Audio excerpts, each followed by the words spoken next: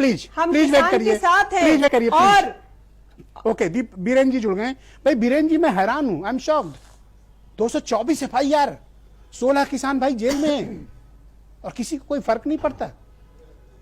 ये जो बीजेपी की प्रवक्ता पांडे जी बैठी हैं, उदयवीर जी आ रहा हूं। ये डिबेट आज अपराध पर और क्राइम पर नहीं हो रही है, किसान पर हो रही है। हम किसान के, अगर ये जिस दिन विपक्ष में होंगी, क्या इनके यही जवाब होंगे जो आज ये दे रही हैं? एक किसान को लेकर भाजपा आज ये कसम खाए कि वो यही जवाब रखेगी जब वो विपक्ष में भी होगी, क्योंकि हिंदुस्तान को गरीबों का देश कहा गया, किसानों का देश कहा गया, और किसान के लिए कोई नियम कानून, कोई भी आदेश तब तक मान्य नहीं है जब तक वो अमानवीय है। हर कानून में मानवीयता का दृष्टिकोण होता है। किसान को जेल नहीं, किसान को सम्मान दिया जाता है। इस देश में किसान को अन्नदाता कहा गया है, उसकी पूजा होती है। इस देश में किसान को जेल नहीं, 15-15 हजार रुपया जुर्माना नहीं लगाया जाता उस पर, पैरा जला देने पर। किसान के घर में ये पराली जो है, जिसके घर में गद्दा नहीं है, इसी चद्दर में डाल के पैरा सिला जाता है, गद्दा बनाया जाता है, उसके बच्चे इस पर सोते हैं जाड़ों में। बिल्कुल ठीक कह रहे हैं, हम लोग भी बचपन में यही करते थे, ये इन्हीं पर सोते थे।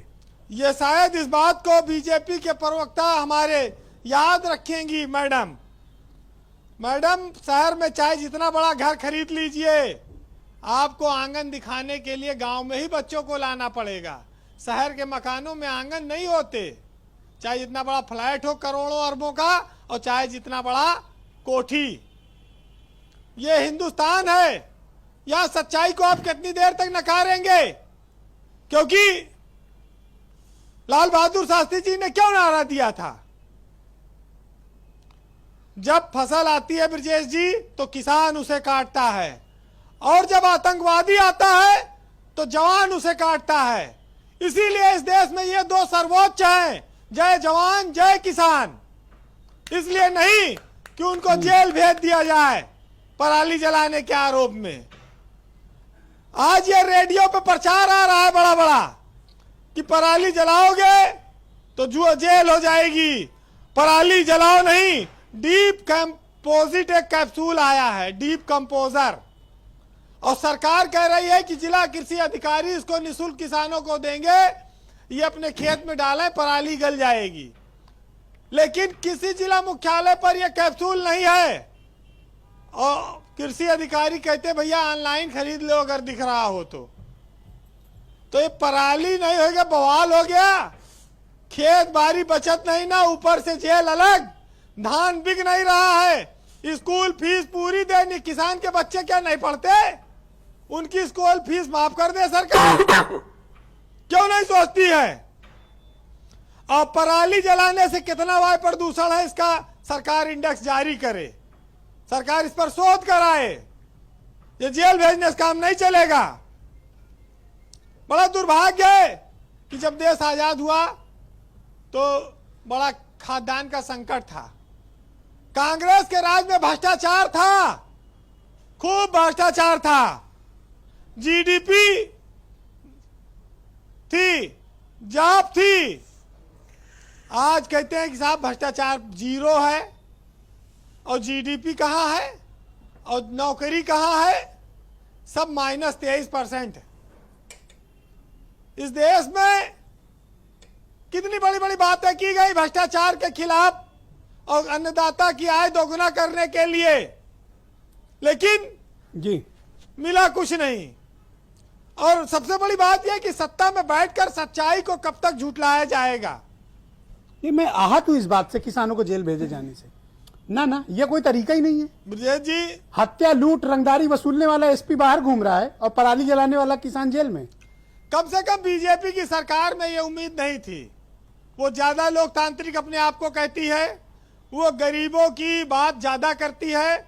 हर चीज पर इसने विपक्ष में आंदोलन किया, मायावती सरकार से लेके अखिलेश यादव सरकार के खिलाफ, जो बिजली के नाम पर आंदोलन करते थे, जो किसान की धान की जी। अच्छा, ये कहते हैं हमारी सरकार बड़ी निष्पक्ष है, तो ये जो 1000 रुपया 1200 में धान खरीदा जा रहा है, ये काहे नहीं किसी अफसर को जेल भेज देते। हरदोई में एक मार्केटिंग इंस्पेक्टर ने कहा कि पंजाबियों का धान इनका मत नहीं खरीदेंगे। मैं वहीं पे था, वहीं थे, मैं वहीं पे था। तो ये उनको उसको तो कुछ करते नहीं है भ्रष्टाचारियों के खिलाफ। जी ये उल्टे उनको सम्मान दिया जाता है इनकी सरकार में। जी। बड़ा दुखद है। हमारी प्रवक्ता पांडे जी बैठी हैं बीजेपी की, उनको सच्चाई बोलना चाहिए, लेकिन समस्या ये है कि जी हमारे यहाँ कहते हैं भाई कि लोग कहते हैं कि बेटी मार डालोगे तो बहू कहां से लाओगे, लेकिन ये नहीं सोचते अगर किसान को मार डालोगे तो रोटी कहां से लाओगे, रोटी कहां से आएगी। डाउनलोड कर लेंगे गूगल से। हाँ, अब यही बचा है, या तो अमेरिका से आयात कर लें। तेल पूरे दुनिया में सस्ता है, हिंदुस्तान के किसान को डीजल महंगा मिलता है। किसान के घर में जितना सामान आएगा सब महंगा आएगा, उसका सामान सब सस्ता बिकेगा। अजीब दुर्भाग्य है, और कभी अब कोई बदल नहीं पाया। अब देखिए पता नहीं कब बदले। जी कंक्लूड करें बीरेन जी। चलिए, जो हमारे किसान भाई आत्महत्या कर लेते हैं, जिनका परिवार बर्बाद हो जाता है, भगवान करे ऐसा ना हो, उनके जीवन में दुख ना आए, और उनके जान की कीमत इस देश के प्रधानमंत्री लाल बहादुर शास्त्री ने जानी थी, अटल बिहारी वाजपेयी ने जानी थी। उसके बाद तो ऐसा लगता है कि खाली बात होती है, उसकी कीमत और महत्व कोई समझता नहीं। चलिए 4 लाइन कहूंगा।